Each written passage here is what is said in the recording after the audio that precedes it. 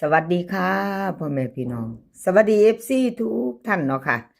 กลับมาพบมาพอกับเจตาพารวยคือเก่าค่ะในทางช่อง YouTube เห็นอยู่นี่ประวัติเจตาเด้อค่ะลาวพัฒนาที่ออกมาวันที่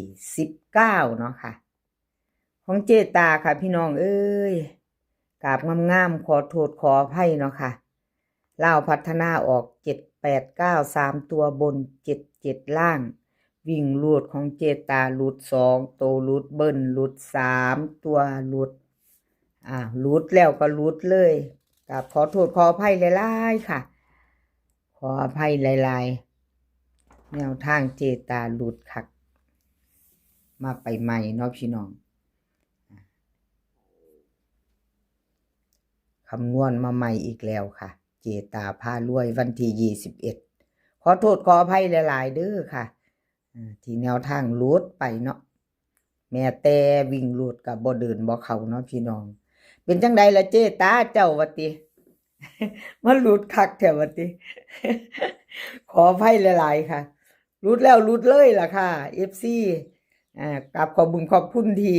ยังเข้ามารับชมรับฟังเนาะค่ะยังเข้ามาให้กำลังแรงใจเจตาอยู่กับขอบพระคุณเป็นอย่างสูงค่ะบ่มีแนวสิเว้าต่อติว่าติ ว่าคนเลขเจ้าของบ่บัดนี้เลขบ่เข้าแนวทางบ่เดินมาใหม่แล้วค่ะมาใหม่แล้วอันบ่เข้ากับหัวแน่จักหน่อยเนาะพี่น้องเนาะ ให้อันยิ้มให้เจ้าของเนี่ยเนาะกำลังแรงใจก็ได้รับจาก FC ล่ะค่ะ ได้รับจาก FC คือเก่าบ่ว่าจะเข้าจะหลุดเนาะ FC เพิ่นใจดี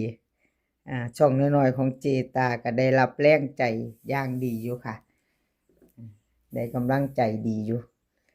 เอามาไปต่อไปใหม่พี่น้องวันที่21มาลุ้นกันใหม่มาลุ้นเบิ่งใหม่อีกกับเจตาพารวยเนาะค่ะเป็นวันพุธที่21แนวทางของเจตาลาวพัฒนาจะเป็นจังใดวิ่งลูดค่ะวิ่งลูด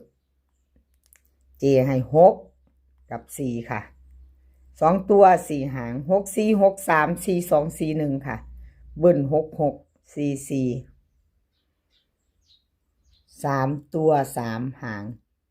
6 6 4 4 6 3 6 4 1วิ่งรูดเด่นทอกันเด้อค่ะเจตาให้เด่นเท่ากันเนาะค่ะ4กับ6วงกลมให้ทั้ง2ตัวเน้นค่ะ2หาง6 4กับ4 1 3ตัวนี่หางเดียวค่ะ6 6 4เอาแคปหน้าจอค่ะใครจะไปรุ่นต่อไปใหม่กับเจตาผ้ารวย FC เจตายังมีผู้ตามยังมีผู้อันพิจารณาอยู่เนาะแนวทางใหม่มือใหม่เนาะค่ะก็แคปหน้าจอไว้ไปเบิ่งถ้าชอบก็จัดเนาะพี่น้องถ้าคัดก็ผ่านไปค่ะบ่เป็นหยังเนาะเฮาบ่มักเฮาก็ผ่านไปชอบก็จัดขัดก็ผ่านแคปหน้าจอไว้ใครชอบก็ไว้รุ่นกันใหม่พิจารณาเขามาชมมาฟังแล้วแคปของอันเจตาไว้เบิ่งก็นะเอาไว้ซะเบิ่งใส่กับเซียนหลายๆเซียนกันนะเนาะพิจารณาเบิ่งเนาะพี่น้องเอาไปเบิ่งใส่กันกับหลายๆเซียนว่าจะมักบ่ชอบบ่แนวทางเลขงามบ่เนาะคือกันบ่ว่าติไปต่อค่ะไปต่อเป็นของใครล็อกเทียนทะเลค่ะ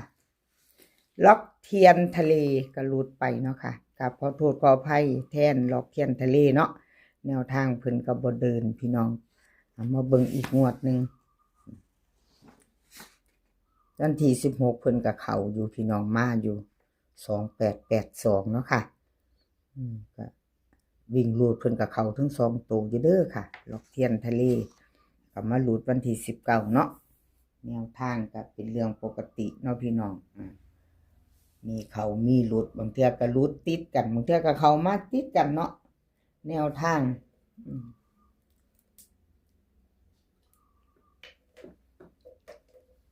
อะไรก็เกิดขึ้นได้คือว่าล่ะค่ะรับชมรับฟัง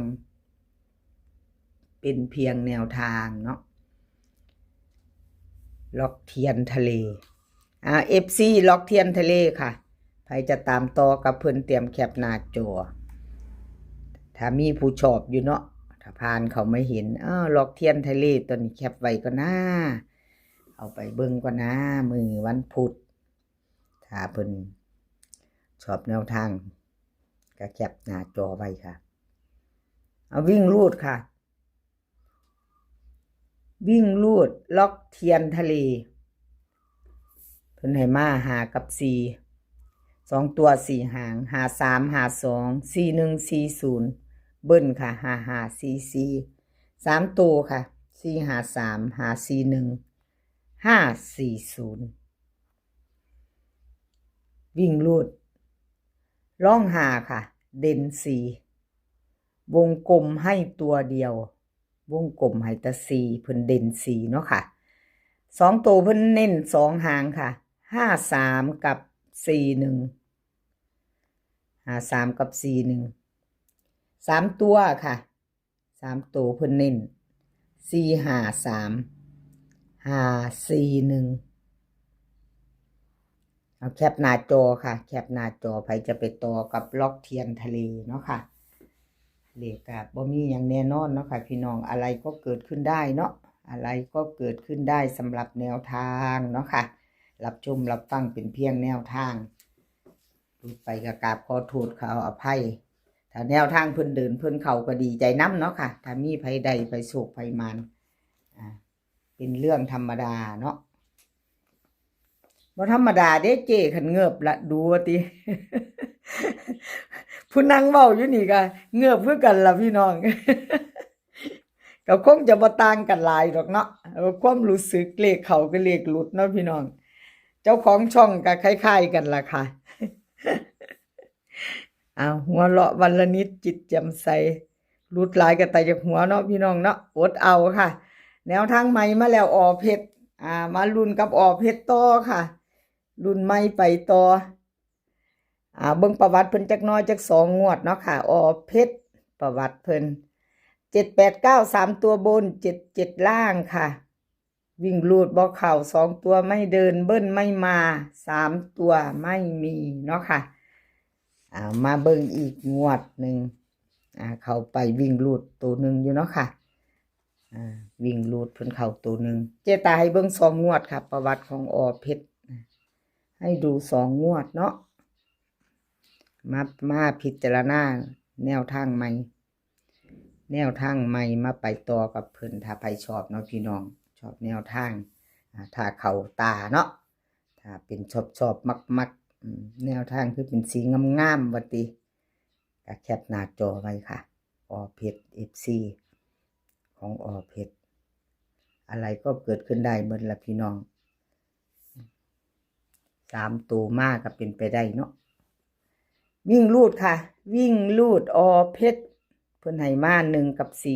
4 2ตัวค่ะ4หาง1617 45 43เบิ้ล1144ค่ะ3ตัว3หาง145 417 416ค่ะวิ่งรูดล่อง1เด่น4ค่ะเด่น4ล่อง1 2ตัวเน้น16กับ45ค่ะ3ตัวเน้นหางเดียวค่ะ416แคปหน้าจอใครจะไปต่อกับอเพชรชอบกัดจัดขัดกระพานค่ะเอาที่เฮาชอบเฮามักพิจารณาเบิ่งเอาแนวทางของอเพชรกราบขอบบุญขอบคุณอเพชรหลายๆเด้อค่ะที่ให้แนวทางมาวางทางช่องของเจตา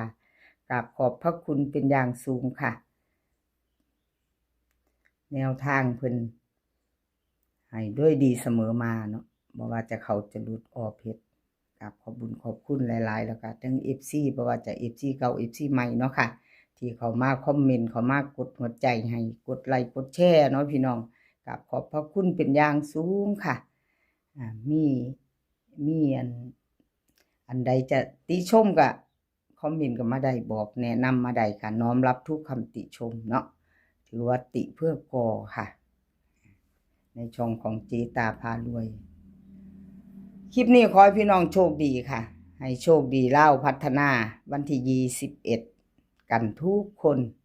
มื้อนี้ขอให้มีความสุขขอให้สุขภาพร่างกายแข็งแรงค่ะสุขภาพย่อมมาก่อนเสมอ